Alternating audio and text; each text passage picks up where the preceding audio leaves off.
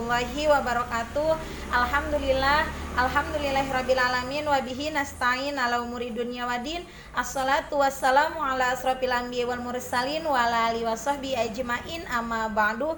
Perkenalkan, nama saya Neneng Nurhayati, mahasiswi Sekolah Tinggi Ilmu Tarbiyah Sirojul Falah Bogor, dalam praktik lapangan profesi keguruan di MTS Al Jihad dengan materi pembelajaran akidah akhlak yang dipamungi oleh Ibu Nur Hidayati SAG. Baiklah, sebelum kita mulai pembelajaran pada pagi hari ini, marilah kita buka dengan pembacaan Al-Basmalah. Bismillahirrahmanirrahim. Pada minggu lalu, Ibu telah menjelaskan akhlak tercela kepada Allah Subhanahu wa Ta'ala, yaitu riya. Sebagaimana yang kita ketahui, akhlak tercela yang disebut juga dengan akhlak mazmumah adalah sifat buruk atau jelek yang harus dihindarkan dalam kehidupan kita. Bahkan Allah Subhanahu wa Ta'ala sangat mencela akhlak tersebut, dan apabila kita melakukannya maka dosalah yang akan kita dapatkan. Na'udzubillah, tsumma na'udzubillahi min zalik. Dan begitu juga sifat riya. Riya dalam bahasa Arab artinya memperlihatkan atau memamerkan.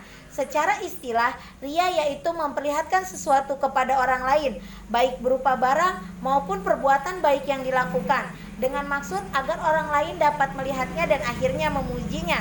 Hal yang sepadan dengan riya yaitu sum'ah, yaitu berbuat baik agar kebaikan itu didengar oleh orang lain dan dipujinya.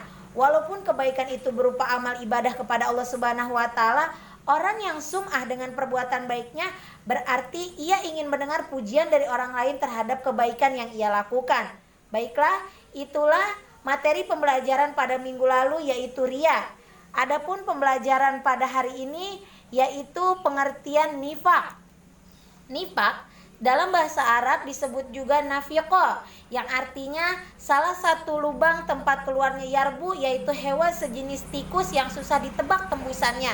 Dalam bahasa lain, nifaq juga berasal dari kata nafaq, yaitu lubang tempat bersembunyinya. Nifaq juga berarti bermuka dua dan juga berpura-pura pada agamanya. Menurut istilah, nifaq yaitu sikap yang tidak menentu, tidak sesuai antara ucapan dengan perbuatan.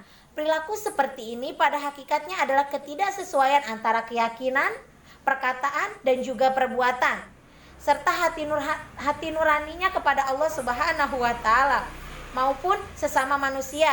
Orang yang melakukan nifaq disebut juga munafik.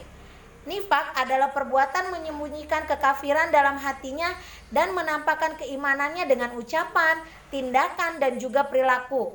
Pada hakikatnya adalah ketidaksesuaian antara keyakinan, perkataan, dan juga perbuatan. Sebagaimana firman Allah Subhanahu wa Ta'ala, A'udzubillahi minasyaitonirrajim, bismillahirrahmanirrahim, wa idza laqul ladzina amanu qalu amanna wa idza khalau ila syayatinihim qalu innama'akum innama nahnu mustahzi'un. Yang artinya, dan apabila mereka berjumpa dengan orang-orang yang beriman, mereka mengatakan kami ini telah beriman. Dan bila mereka kembali dengan syaitan-syaitan mereka, mereka mengatakan sesungguhnya kami sependirian dengan kamu, kami hanyalah mengolok-olok. Quran Surat Al-Baqarah ayat 14. Selanjutnya, macam-macam nifaq. Macam-macam nifaq ada dua, yaitu nifaq i'tiqadi dan nifaq amali.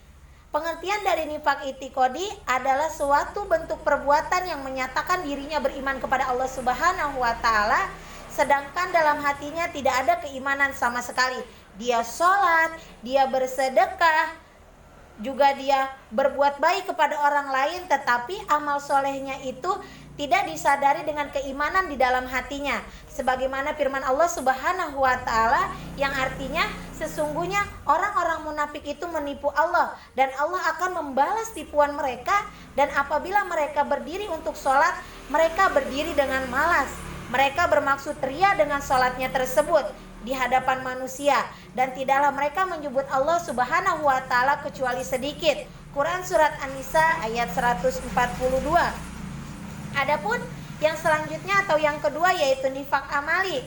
Nifaq amali adalah kemunafikan yang berupa pengingkaran atas kebenaran dan dalam bentuk perbuatan, sesuai dengan sabda Rasulullah Shallallahu alaihi wasallam, Bismillahirrahmanirrahim, ayatul munafiqi salasun, idza haddatsa kadzaba wa idza wa'ada akhlafa wa idza tumina khona, rawahu Bukhari Muslim. Yang artinya tanda-tanda orang munafik itu ada 3, yaitu apabila ia berkata ia berdusta, apabila ia berjanji tidak ditepati, dan apabila ia dipercaya ia selalu berkhianat. Hadis riwayat Bukhari Muslim.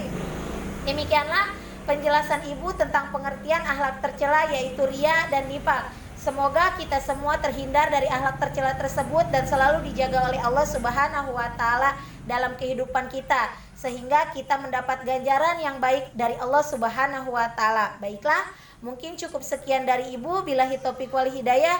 Wassalamualaikum warahmatullahi wabarakatuh.